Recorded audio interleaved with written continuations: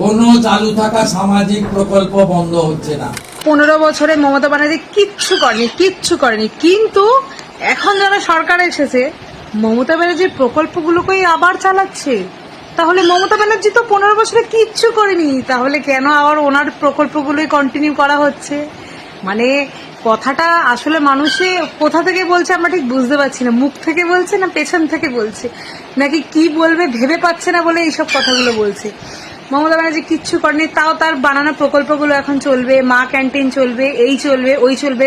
এত বছর অন্যরাও 34 বছর রাজ করে গেছে, তার আগে 64 বছর অন্য কেউ রাজ করে গেছে, কিন্তু কেউ তো কারোর বানানো নিয়মগুলো তো পালন করা হচ্ছে না, মমতা ব্যানার্জির গুলো কেন পালন করা হচ্ছে? তাহলে উনি পথ প্রদর্শক, উনি যা দেখিয়ে দিয়ে গেছে আপনারা সেই রাস্তায় চলছেন, তারপরেও এত গালাগালি খিস্তি মানতে তো হবে।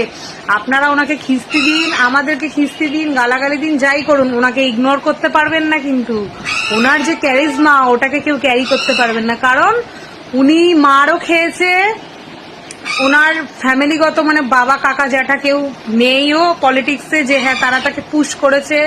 ওনার বিশাল অগাধ সম্পত্তি ছিল না, টাকাও ছিল না যে হ্যাঁ ওনাকে পুশ করার মতন একটা জায়গা ছিল, তাই নিজের দমে এসেছে। আপনারা যে যাই করুন, আজকে ওনার যে ফ্যান ফলোয়িং, ওনার যে ভালোবাসা সেটা পাবলিক বুঝিয়ে দিচ্ছে। আর বাকি যেটা করানো হয়েছে সেটা আমি ছেড়ে দিলাম, ওটা তো সময়ের খেল, যার যার যখন সময় আসবে সে ঠিক বুঝতে পারবে। কিন্তু সেই ওনার প্রকল্পগুলোকেই চালাতে হচ্ছে, আবার কন্টিনিউ করা হচ্ছে। ওহো, ভাবতেও কিরকম লাগে না সত্যি। এত একদম হার কে জিতনে वालों को बाजीगर कहते हैं, হেরে গিয়েও জিতে গেছেন। সত্যি মানে ভাবলেই একদম গুজবাম্পস হচ্ছে গায়ে, গুজবাম্পস। বোঝেন তো নাকি এটাও বোঝেন না? अंध भक्तों थोड़ा जाग जाओ, थोड़ा आँख का पट्टी खोल लो, आँख के ऊपर से गोबर निकाल लो, फिर देखना कैसा लगता है, बहुत अच्छा लगेगा। तो যাই হোক, সরকারি প্রকল্প নতুন কি হচ্ছে না হচ্ছে আমি জানি না, এখনো সেইভাবে কিছু অ্যানাউন্স করা হয়েছে কিনা আমি জানি না, কারণ যেগুলো করা হচ্ছে ওগুলো তো ইলেকশনের আগে থেকেই বলা হয়েছিল এই হবে ওই হবে। তবে মমতা ব্যানার্জির প্রকল্পগুলো কন্টিনিউ হচ্ছে, এটা শুনে আমি খুব খুশি হলাম যে যাক, এত বছর তো শুনে এসেছি উনি নাকি কিচ্ছুই করেনি, কিন্তু এখন মানে এখন যে সরকার আছে তারা নিজের মুখেই বলছে যে আগের যা প্রকল্প ছিল, আগের সরকারের যা প্রকল্প ছিল আমরা এখন তাই প্রকল্পই কন্টিনিউ করব, কিন্তু খালি মুখ্যমন্ত্রীর ছবিটা থাকবে না, কারণ এখন তো নিজেদের ছবিগুলো একটু দেখাতে হবে। একদম আমার ফেসবুক অ্যাকাউন্ট থাকলে আমারই ছবি থাকবে, আমি নিশ্চয়ই কোনো অন্য কারো ছবি দেবো না, সেটা আমি মানছি, ঠিক আছে। কিন্তু এটাই ভেবে আমি এত খুশি হচ্ছে আমি বলে বোঝাতে পারবো না। আমরা হেরে জিতে গেছি, আমরা চটি চাটা, আমরা যা চাটা যাই চাটি, অ্যাটলিস্ট একটাই চটি চাটছি, সবার চটি চাটতে যাচ্ছি না। হ্যাঁ দরকারে যে হ্যাঁ এই চটি দিয়ে ভালো কিছু পাবো, ওই চটি দিয়ে সোনা পাবো, থাক, আমরা এই প্লেন হাওয়াই চটি 70, 80, 100, 1,500 টাকাও যদি হয় একটা চটির দাম, ঠিক আছে। আজকালকার দিনে সব মানুষই মনে হয় মোটামুটি 70% মানুষ অ্যাফোর্ড করতে পারে 1,500 টাকার হাওয়াই চটি, তো ওটা নিয়ে এত বড় ইস্যু করার কিছু নেই। 10 লাখ টাকার স্যুট তো পরে না, 5 লাখ টাকার শাড়িও পরে না।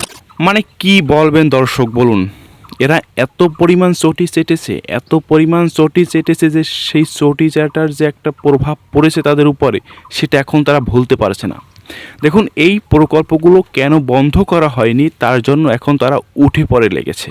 আর যদি এই প্রকল্পগুলো বন্ধ করা হতো তাহলে আবার বলতো যে এত সাধারণ মানুষের প্রকল্পটা কেন বন্ধ করা হয়েছে, সরকার পরিবর্তন হয়েছে তো কি হয়েছে, এত সাধারণ মানুষের প্রকল্পটা কেন বন্ধ করা হয়েছে, শুভেন্দু অধিকারীর বিরুদ্ধে অনেক বিতর্ক সৃষ্টি হতো।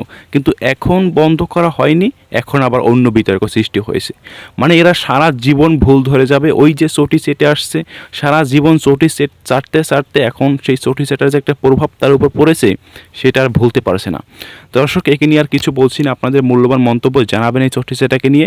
চলুন পরে ভিডিওটা দেখি কি রয়েছে, তারপরে কথা বলছি। আমাদের সোশ্যাল মিডিয়ার এবং আইটির যে কর্মীরা ছিলেন যারা দলের হয়ে প্রচার করেন, প্রধানত তাদেরকে নিয়ে বসেছিলেন নেত্রী এবং অভিষেক বন্দ্যোপাধ্যায়। সেখানে তারা কিছু নির্দেশ দিলেন, একটু মোরাল বুস্ট করলেন সবার, এবং অ্যাকচুয়ালি পরাজয়টা যে পরাজয় নয়, এটা যে অ্যাকচুয়ালি ছিনিয়ে নেওয়া, এটা যে অ্যাকচুয়ালি কারচুপি, সেটা তো আমরা ধরুন আমরা যারা ইলেকশন প্রসেসে যুক্ত ছিলাম, বিশেষ করে আমি যেহেতু ক্যান্ডিডেট হয়েছিলাম আলাদা করে, আমি তো প্রত্যক্ষ করেছি পুরোটা কি প্রসেসে ওরা ইলেকশনটা করার চেষ্টা করেছে বা করেছে, সম্পূর্ণটাই তারা বললেন। এবং এই যে বিভিন্ন জেলা স্তর থেকে, বিভিন্ন জেলা লেভেল থেকে যে খবর আসছিল, ধরুন কাউন্টিংয়ের ভেতরে ভোট যখন শেষ হয়েছে চার্জ 60%-এ শেষ হয়েছে, আর কাউন্টিংয়ের সময় সেটা যখন ইভিএমটা গোনা হচ্ছে তখন দেখা যাচ্ছে সেটা 95%। চার্জ তো বাড়তে পারে না, আর স্ট্রং রুমে কারোর হাত দেওয়ারও কথা না, তো ওটা বাড়লো কী করে? এগুলো এক্সপ্লেনেশন কে দেবে? এগুলো কোথায় যাওয়া হবে? তো দলের মতো করে কি করছে না করছে, কি করার চেষ্টা করছে, আমাদের কি করা উচিত, সবটাই তারা তাদের মতো করে বার্তা দিলেন, আমরা শুনলাম। আগামী দিনে কি পরিকল্পনা, কিভাবে দল এগোবে? দেখুন, দল তো তৃণমূল কংগ্রেস তো আন্দোলনের দল। মমতা বন্দ্যোপাধ্যায় আন্দোলন থেকে উঠে আসা নেত্রী। আজকে ভারতবর্ষের মাটিতে মমতা বন্দ্যোপাধ্যায়ের মতো এত সুদীর্ঘ আন্দোলন থেকে উঠে আসা রাজনৈতিক নেতানেত্রী কেউ নন, not even Narendra Modi, not even the other chief ministers, ভারতবর্ষের যতগুলো রাজ্যের মুখ্যমন্ত্রীরা আছেন না কেন। ফলে উনি যেহেতু আন্দোলন থেকে উঠে আসা নেত্রী, আমি ব্যক্তিগতভাবে একজন যদি পলিটিক্যাল অবজারভার হিসেবে জিজ্ঞেস করেন, বিরোধী নেত্রীর পজিশনটায় ভারতবর্ষের সবচেয়ে স্ট্রংগেস্ট নাম যদি কেউ হয়ে থাকে সেটা মমতা বন্দ্যোপাধ্যায়। তো স্বাভাবিকভাবে এই মুহূর্তে তাকে ছলে বলে কলে কৌশলে হোক বিরোধী করে দেওয়া হয়েছে। সিপিএম ফেস করেছে, এবার বিজেপি ফেস করুক। ফল ঘোষণার পর থেকে দলের মধ্যে থেকেই অনেকে মুখ খুলছে, কিছু বলবেন সে বিষয়ে? না, আমি সেই বিষয়ে কিছু বলবো না। দেখুন, আমি একটা কথা বলি, যদি কারো যাওয়ার থাকে তারা যান।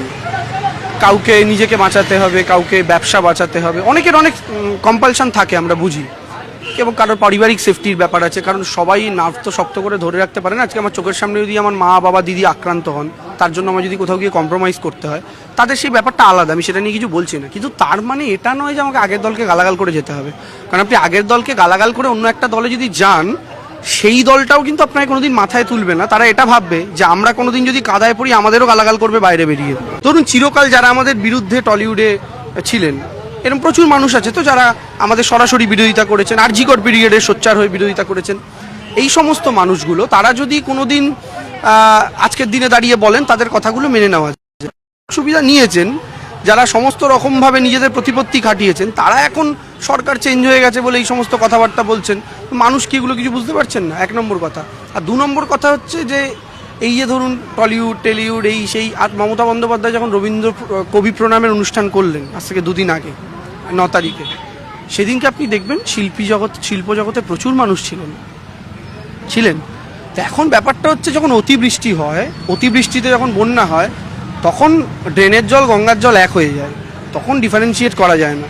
তো যখন আবার একটু গরম পড়ে, একটু জলটা শুকোয়, তখন গঙ্গায়, নর্দমায় ফিরে যায়। প্রিয় দর্শক, দেখলেন দেবাংশুর পুরো ভিডিওটা। এখন আমি একটা কথা বলি দর্শক, এই বিষয় নিয়ে আমার কোনো কথা বলতে ইচ্ছে করছে না, কোনো বিষয় নিয়েই এখন আর কোনো কথা বলতে ইচ্ছে করছে না, কোনো ভিডিও নিয়ে আসতে ইচ্ছে করছে না আপনাদের মাঝে। কেন? কারণ আগে যে পরিমাণ ভিডিও আপনারা আমাদের দেখতেন, এখন আর সেই পরিমাণ ভিডিও মানুষ দেখে না। আমাদের ভিডিওগুলো আগের তুলনায় অনেক অনেক কম মানুষ দেখে। জানি না কী কারণে দেখে না। আমরা কোনো ফেক নিউজ দিচ্ছি না, আমরা কোনো বাজে নিউজ দিচ্ছি না, যেটা লেটেস্ট আপডেট, যেটা সত্যি ঘটনা, সেটাই তুলে ধরার চেষ্টা করি। কিন্তু তারপরেও আমাদের ভিডিওগুলো মানুষ দেখছে না। অন্যান্য ইউটিউব চ্যানেল দেখছি সামনে এসে দেখুন কি মানে এরকম করছে, আর তাদের ভিডিওতে প্রচুর প্রচুর পরিমাণে ভিউস আসছে। কী সব ভিডিও, পুরনো ভিডিওগুলো নিয়ে আসে, আর সেই সব ভিডিওতে প্রচুর প্রচুর পরিমাণে ভিউস আসছে। আমরা নতুন ভিডিও, নতুন আপডেট নিয়ে কথা বলি, লেটেস্ট ভিডিও নিয়ে কথা বলি, কিন্তু আমাদের ভিডিওতে কোনো ভিউস নেই। জানি না আপনারা কী দেখতেছেন।